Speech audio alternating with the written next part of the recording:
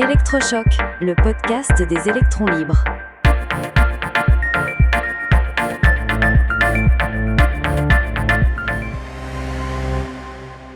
Logement. Pour sortir de la crise, il faut dépenser moins. Aujourd'hui, nous allons nous attaquer à un sujet qui touche des millions de Français, un véritable paradoxe, la crise du logement. Un paradoxe, c'est le mot, Max. D'un côté, on a une pénurie de logements qui atteint des niveaux critiques, surtout dans les grandes villes. Trouver un appartement à louer est devenu un parcours du combattant. Et de l'autre, la France dépense des sommes colossales pour le logement. Plus de 43 milliards d'euros par an. C'est absolument vertigineux. 43 milliards, c'est 4 fois le budget de la justice. On a des aides dans tous les sens, les APL, les avantages fiscaux, les subventions. Et pourtant, le résultat est là. La construction est au plus bas et l'offre locative s'effondre. On a l'impression de remplir un tonneau percé. Exactement. Et cette pénurie a des conséquences humaines dramatiques. On voit des étudiants dans des situations impossibles, des familles qui ne peuvent pas s'agrandir, des jeunes actifs bloqués. Le système est à bout de souffle. On a le parc de logements sociaux le plus grand d'Europe, mais des millions de ménages sont toujours en attente. Le problème, c'est que face à cette situation, la réponse a toujours été la même. Plus de règles, plus de contrôles, plus de normes. Encadrement des loyers, quotas de logements sociaux, normes environnementales de plus en plus complexes, on a créé une véritable usine à gaz. Une usine à gaz qui a un coût et qui ralentit tout. Savais-tu qu'il faut en moyenne 7 ans pour construire un immeuble en France, contre seulement 4 en Allemagne ?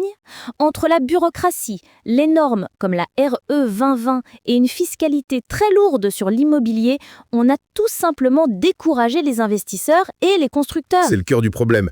On a organisé la rareté. Et face à ça, on entend souvent une objection, une sorte de réflexe. Oui, mais construire plus, c'est construire pour les riches, ça n'aide pas les plus modestes. Ah, cette fameuse idée reçue. Et c'est là que ça devient passionnant, parce que toutes les études économiques sérieuses montrent exactement le contraire. Construire des logements neufs, même haut de gamme, bénéficie en réalité à tout le monde. Explique-nous un peu comment ça fonctionne. C'est assez simple et logique. Il y a 2 effets principaux. Le premier, c'est ce qu'on appelle les chaînes de vacances. Quand un ménage aisé déménage dans un logement neuf, il libère son ancien logement. Une autre famille, un peu moins aisée, peut alors s'y installer, libérant à son tour son propre logement et ainsi de suite. C'est un effet domino positif. Une sorte de jeu de chaises musicales où tout le monde finit par trouver une place plus confortable. C'est une bonne image et cet effet est très rapide. Une étude suédoise a montré que dès le premier maillon de la chaîne, ce sont les ménages les plus modestes qui en profitent le plus. En quelques mois, l'effet se diffuse à toutes les couches de la société. Et le deuxième effet ? C'est le filtrage. Avec le temps, un logement vieillit et son prix baisse naturellement. Il devient donc accessible à des ménages aux revenus plus faibles. Mais pour que ces 2 mécanismes, les chaînes de vacances et le filtrage, fonctionnent, il faut une condition essentielle. Construire suffisamment de logements neufs. Sinon, le processus s'inverse. Et c'est ce qu'on appelle la gentrification. Les ménages aisés, ne trouvant pas de neuf, se rabattent sur l'ancien, le rénovent et font monter les prix, chassant les habitants d'origine. On a donc tout intérêt à construire. Absolument. Et il y a un impact direct et mesurable sur les loyers. Plusieurs études à Helsinki ou dans des villes américaines le confirment. Quand on construit un nouvel immeuble, les loyers des logements aux alentours baissent de manière significative, de 5 à 7% dans certains cas. C'est contre-intuitif pour beaucoup de gens, mais c'est la loi de l'offre et de la demande. Plus il y a de logements disponibles, plus les prix et les loyers se calment. Le plus fou, c'est qu'aux États-Unis, dans les villes qui ont massivement laissé construire, même du luxe, on arrive à une situation où les appartements neufs sur le marché libre sont devenus moins chers que les logements sociaux ou à loyer régulé. L'abondance a rendu le logement abordable pour tous, sans subvention. Alors, que faire en France ? On ne peut pas continuer à financer une pénurie qu'on organise nous-mêmes. La solution semble évidente. Il faut libérer la construction. Et quand on dit construire, il ne s'agit pas de bétonner le centre de Paris, qui est déjà extrêmement dense.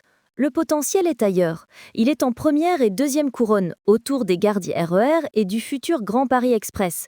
On a investi des milliards dans des transports pour desservir des zones qui ressemblent encore à des villages et qui refusent les nouveaux habitants. C'est là qu'il faut densifier. C'est une question de courage politique finalement. Accepter de construire, c'est accepter de faire baisser la valeur des biens existants, ce qui déplaît aux propriétaires déjà en place.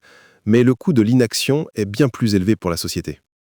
C'est un suicide social et économique. Cette crise bloque l'ascenseur social, empêche les gens de déménager pour un meilleur travail et freine les entreprises qui ne peuvent pas recruter.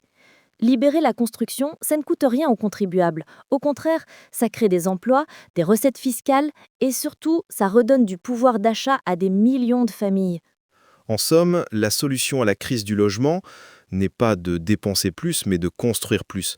Il faut passer d'une logique de gestion de la rareté à une ambition de créer l'abondance. Exactement. Une France sous se loger ne serait plus une angoisse, mais une simple étape de la vie. C'est un projet de société optimiste et accessible. Soutenez les électrons libres. Abonnez-vous sur lel.media.